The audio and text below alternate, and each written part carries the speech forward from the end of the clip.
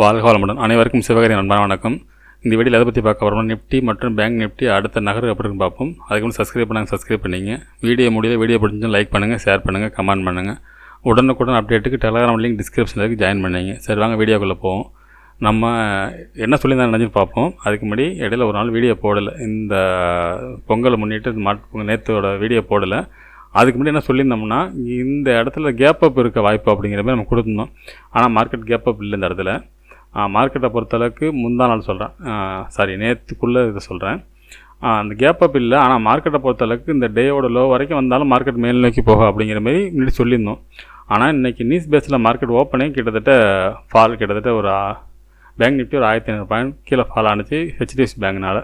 அதனால் அந்த ஃபுல் சிட்டிங்கை மாறிட்டு இப்போ நாளைக்கு என்ன மாதிரி நகர வாய்ப்புங்கிறத நம்ம புதுசாக பார்ப்போம். ஓகே, எல்லாத்தையும் ரிமூவ் பண்ணிடுறோம். ஃபஸ்ட்டு டே கேண்ட்லேருந்து பார்ப்போம். இப்போ டே கேண்டில் வியூ பார்த்தீங்கன்னா மார்க்கெட்டை பொறுத்தளவுக்கு ஒரு ஹேங்கிங் மேன், அதுக்கடுத்து ஒரு ஸ்பின்னிங் டாப் நேற்று. இப்போ இதுக்கு மேலே ஹையில் ஓப்பன் ஆகிருந்துச்சு. நம்ம மார்க்கெட்டை பொறுத்தளவுக்கு 22,127 இந்த ரேஞ்சுக்கு மேலே ஓப்பன் ஆகிடுச்சு. நம்ம மார்க்கெட் வெரி புல்லிஸாக எப்படி கீழே போனிச்சு அதற்கு மேலே போக வாய்ப்பாக இருந்திருக்கும். ஆனால் மார்க்கெட்டை பொறுத்தளவுக்கு ஸ்பின்னிங் டாப் லோ பிரேக் பண்ணாலும் மார்க்கெட் பெரிய ஃபால். சரி ஓகே, இது எவ்வளோ தூரம் ஃபால் ஆக வாய்ப்புன்னு பார்த்தோம்னா மார்க்கெட்டை பொறுத்தளவுக்கு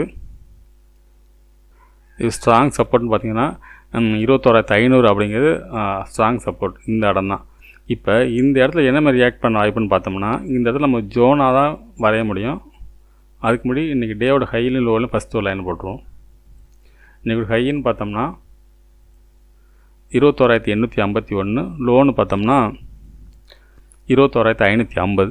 இப்போ இந்த ரெண்டுக்கும் இடைப்பட்ட பகுதி இருக்குது பாருங்கள்.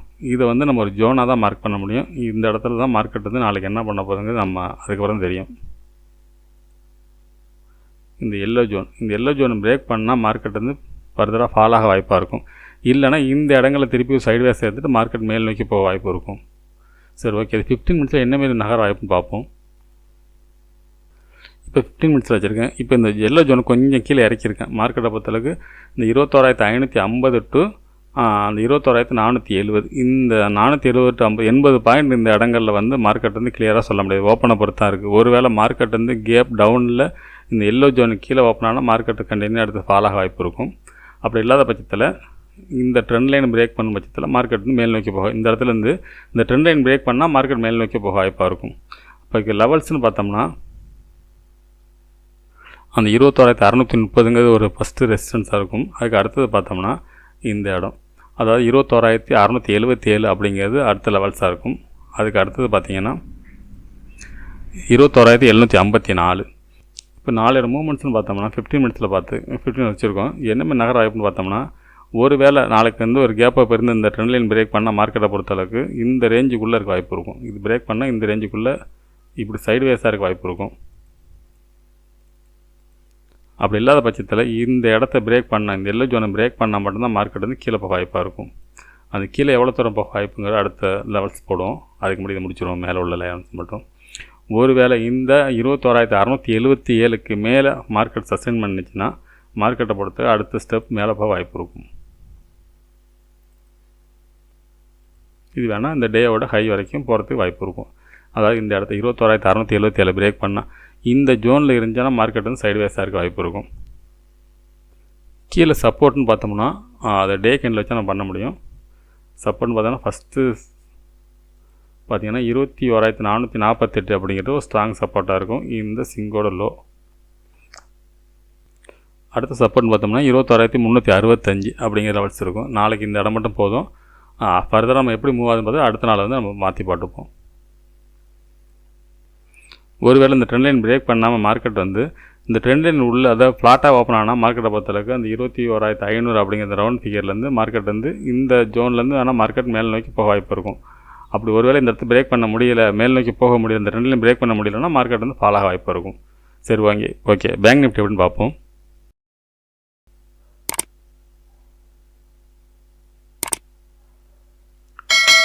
ஃப்ரெண்ட்ஸ், இது பேங்க் நிஃப்டி வச்சுருக்கோம். இது நம்ம நேற்று வீடியோ போடல, இது பொங்கல் அன்றைக்கி நம்ம போட்ட வீடியோ. இந்த ட்ரெண்ட் லைன் பிரேக் பண்ணும் பட்சத்தில் மார்க்கெட் முந்தானோட டே உள்ள 47,820 மார்க்கெட் மேல் நோக்கி போக வாய்ப்புன்னு சொல்லியிருந்தோம். இது பிரேக் பண்ணால் மார்க்கெட் கீழே அப்படிங்கிறது சொல்லியிருந்தோம். இதுக்கெல்லாம் சேனல் போட்டிருந்தோம். இந்த சேனல் பிரேக் பண்ணால் மார்க்கெட் ஃபால் அப்படிங்கிறது நம்ம முன்னாடி சொல்லியிருந்தோம். இப்போ இந்த சேனல் ஓப்பனே சேனல் கீழே தான் ஓப்பன் ஆனிச்சு மார்க்கெட். அதனால் இந்த சேனல் பிரேக் பண்ணி பார்த்தா இந்த பிரேக் பண்ண முடியல. ஃபஸ்ட்டு 5 மினிட்ஸ் ஒரு பிரேக் நடந்துச்சு, ஆனால் அது க்ளோசிங்லாம் இல்லை.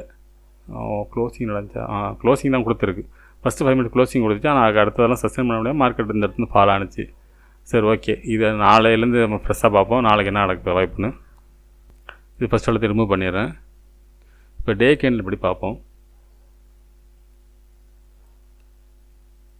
இப்போ டே கேண்டில் வச்சுருக்கேன். இந்த டே கேண்டில் படி இந்த ட்ரெண்ட் லைன் வந்து மார்க்கெட் பிரேக் பண்ணிடக்கூடாது. அதனால் இந்த பேங்க் நிஃப்டியை பொறுத்தளவுக்கு இந்த இடம் பயங்கர வீக்குன்னு தான் சொல்லலாம். ஆனால் எவ்வளோ இறங்க வாய்ப்புன்னு பார்த்தோம்னா, அதுக்கு முன்னாடி டேவோட ஹையில் லோவில் ஃபஸ்ட் லைன் போட்டுருவோம். அப்போ தான் கிளியராக நம்மளால் பண்ண முடியும். அந்த டேவோட லோன் பார்த்திங்கன்னா 45,979, ஹைன்னு பார்த்தோம்னா 47,212. இப்போ நாளைய மார்க்கெட்டை பொறுத்தளவுக்கு இன்னையோட டேவோட லோ பிரேக் பண்ணாலே மார்க்கெட் இறங்கிறதுக்கான வாய்ப்பு அதிகம். அதுக்கு முன்னாடி இந்த லைனை மட்டும் எடுத்துறேன், அந்த ட்ரெண்ட் லைன் மட்டும். இங்கே ஒரு ட்ரெண்ட் லைன் இருக்குது, இந்த ட்ரெண்ட் லைன் இது வரைக்கும் பிரேக் பண்ணலது. மார்க்கெட்டை பொறுத்தளவுக்கு நாளைக்கு வந்து இந்த ட்ரெண்ட் லைன் ப்ளஸ் இந்த கேண்டலோட லோ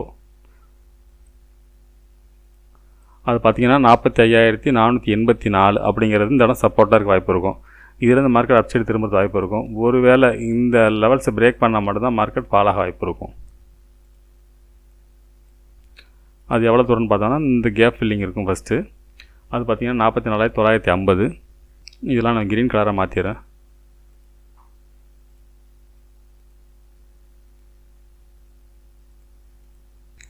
அதுக்கு அடுத்து ஸ்ட்ராங் சப்போர்ட்னு பார்த்தோம்னா 44,498 தான் ஸ்ட்ராங் சப்போர்ட்டாக இருக்க வாய்ப்பு. சரி, ஓகே, 15 மினிட்ஸில் என்ன மாதிரி மூவ்மெண்ட்ஸ் இருக்க வாய்ப்புன்னு பார்ப்போம். இது 15 மினிட்ஸ் வச்சுருக்கேன். அதில் ட்ரெண்ட் லைன் நம்ம நிஃப்டி போட்ட மாதிரி போட்டுருவோம். இந்த ட்ரெண்ட் லைனுக்கு மேலே மார்க்கெட் இருக்கும் பட்சத்தில் மார்க்கெட் மேல் நோக்கி போக வாய்ப்பு இருக்கும். அப்படி இல்லாத பட்சத்தில் மார்க்கெட்டை பொறுத்தளவுக்கு இந்த இடத்துல ஒரு சப்போர்ட் இருக்குது. அதாவது 706 அந்த வருஷம் பிரிண்ட் பண்ண தெரியும். இந்த ரேஞ்சு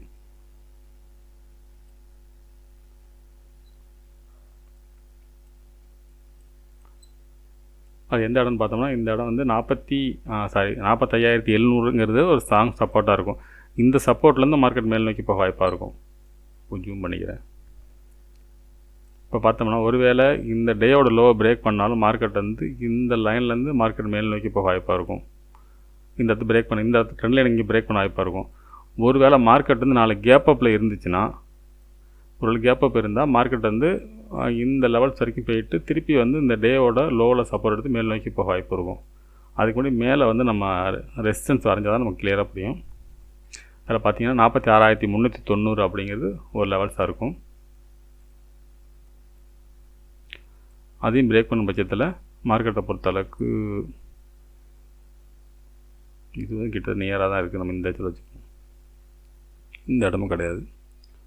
46,690ங்கிறது தான் அடுத்த லெவல்ஸாக இருக்கும். உங்களுக்கு அடுத்த ரெசிஸ்டன்ஸ்னு பார்த்தா இதாக இருக்கும்.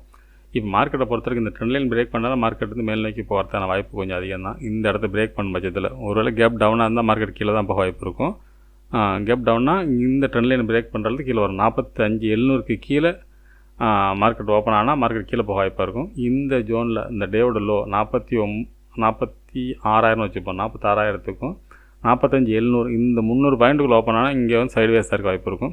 இல்லைன்னா இந்த ஜோனில் கூட சைடுவேஸ் இருக்கும். ஒன்று இந்த ஜோனில் சைடுவேஸ் இருக்கும். அப்படி இந்த 46,390 பிரேக் பண்ண முடியல அப்படின்னா இதுக்குள்ளே சைடுவேஸாக இருக்க வாய்ப்பு இருக்கும். இந்த மாதிரி இதுக்குள்ளே இருக்க வாய்ப்பு இருக்கும். ஒருவேளை இந்த 46,390க்கு மேலே மார்க்கெட் இருந்துச்சுன்னா மார்க்கெட்டை பொறுத்தளவுக்கு மேல் நோக்கி போக வாய்ப்பு இருக்கும்.